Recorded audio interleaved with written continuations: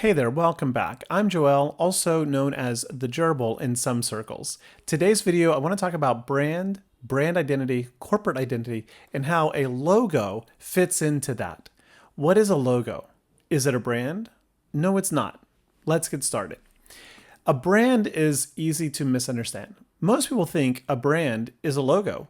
Many people think a brand is the marketing campaign that a company creates. In fact, that's not exactly true. In fact, a company doesn't control the brand. The brand is how people feel about a company or an organization. It's their gut reaction when they see it. It's their emotions that trigger when they interact with or engage in visiting a store or go to a website, right? It's the things that they feel in their heart and in their mind. It's controlled by the audience. Yes, a company's brand is controlled by the audience. It's controlled by the customers who use their products, the influencers on social media who post videos about them, who complain about them. It's controlled by word of mouth of people talking about and sharing their experiences, their thoughts, their feelings, their likes and dislikes about a company. Companies work very, very hard to try and manage their brand. A valuable brand, one that is well liked and respected and trusted, can be worth billions of dollars, in fact, trillions. As of 2025, Apple Computer is among the richest companies in the world because of its brand, more so than its revenue or the products it makes. A positive brand often is worth more than the company it represents. If you think about Nike, Nike has a pretty well-established brand with a very famous logo, the swoosh, and the catchphrase, "Just do it." If they were to sell that swoosh, what would Nike be? It's hard to imagine a Nike shoe without a swoosh. How would people know when you've bought a Nike shoe and you're wearing it without a swoosh? If they sold it to another company, well, that other company could then sell shoes with the swoosh on it, even though it's not a Nike. Many people would go to the store, see that shoe with the Nike swoosh, and might buy it if they liked Nike shoes. If they wanted to buy a Nike shoe and otherwise couldn't find a shoe with a swoosh, or they found a shoe that said Nike but didn't have the swoosh, they're likely not to buy it. And that would significantly hurt the company. So in many companies' cases, it turns out one of the most valuable things they own, an asset, is indeed their brand. So what is a brand identity? If a brand is how people feel about a company, the brand identity is how the company actually presents itself to the world. With Nike, they present with their slogan, "Just do it," and their swoosh. They use a lot of athletes in their advertising, athletes achieving very impressive accomplishments. Nike tries to present themselves as a company that thrives on human ingenuity and achievement and physical prowess. So the brand identity are the things that the company creates and shares with the world. A logo is part of that.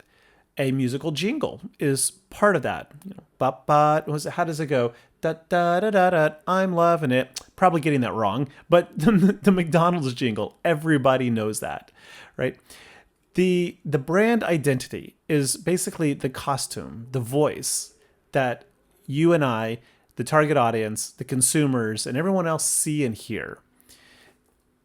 That's a brand identity. So then what is a corporate identity? Well, that one's a bit more nuanced, a little more tricky. A corporate identity is what a company is and what it stands for, controlled by the company. It's very much controlled by the company.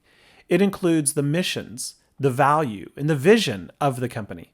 It includes how the company wants to be seen, which includes the brand identity, the logo included in the brand identity. So a corporate identity is more like an umbrella that encompasses everything the company stands for, believes in, values, and does. The face of that is the brand identity. And at the end of the day, the brand itself is the way the consumer feels about it. It's the way customers and target audience members feel about it. The logo fits within the brand identity. The logo is a visual symbol or a mark used to represent a brand's identity. It helps people to quickly recognize the company and often reflects its personality, its values, or its industry. Below me is a bunch of pictures of Pepsi logos that have changed over the years. Pepsi has changed and updated their logo many, many times. It is how Pepsi has presented itself. You'll notice directly below me, in the 1950 to 62 era, they simply used the name of the company, Pepsi-Cola, in red. But in the 1950s, at the same period, they replaced that with a round bottle cap in the red, white, blue color. Why? Pepsi was trying to capitalize on the patriotic period that America and many other nations felt in the post-World War II era. Now, red, white, and blue happens to work very well for other countries like France, the Netherlands, the Russian Federation, and so forth, making it a color palette that appeals to a lot of countries, not just America. They added the bottle, the round bottle cap logo image there to ensure that when customers see it, they understand that Pepsi-Cola is a drink, a bottling company. So their logo was both functional and patriotic in nature. That is part of their corporate identity, patriotism at the time. The change in the logo updated their brand identity in an effort to make happier, more loyal customers out of patriotic Americans in the 1950s. Now, when you're making your own logo, such as my little gerbil on the far side over there, here are 5 excellent tips to help you develop a successful logo. Number 1, keep it simple. The most impressive logos out there, be it FedEx, Nike Swoosh, McDonald's Golden Arches, are all very simple. The more complicated a logo is, the harder it is to reproduce, the harder it is to scale, large or small, and the easier it is to confuse customers when looking at it. Make it versatile. How does it look in color? How does it look in black and white? How does it look when it's big? How does it look when it's small? Practice your logo in all of those different styles to make sure that it functions, whether it's on a t-shirt, on a piece of paper, on a website. Be unique. Nothing screams confusion like somebody thinking your company is someone else's. Don't allow someone to mistake your company for someone else's. Don't let them get the credit for your hard work. Or don't have your company be a victim to their negative thoughts and feelings because they don't like the other brand. So be distinctive, be unique.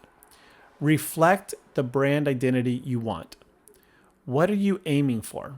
What are your values? What are your beliefs? What's important to you? Try to embed that somewhere in your logo. Finally, aim for something that's a bit timeless. What's timeless? That's a tricky question and worth a whole nother video. In other words, though, avoid popular trends in the here and now. Trends come and go, but your logo, if successful, will last for generations. All right? I hope this helps you. I hope it clarifies a bit on the difference between a brand identity, a corporate identity, and where a logo fits into it. Thanks for watching. I'm Joel. Take care.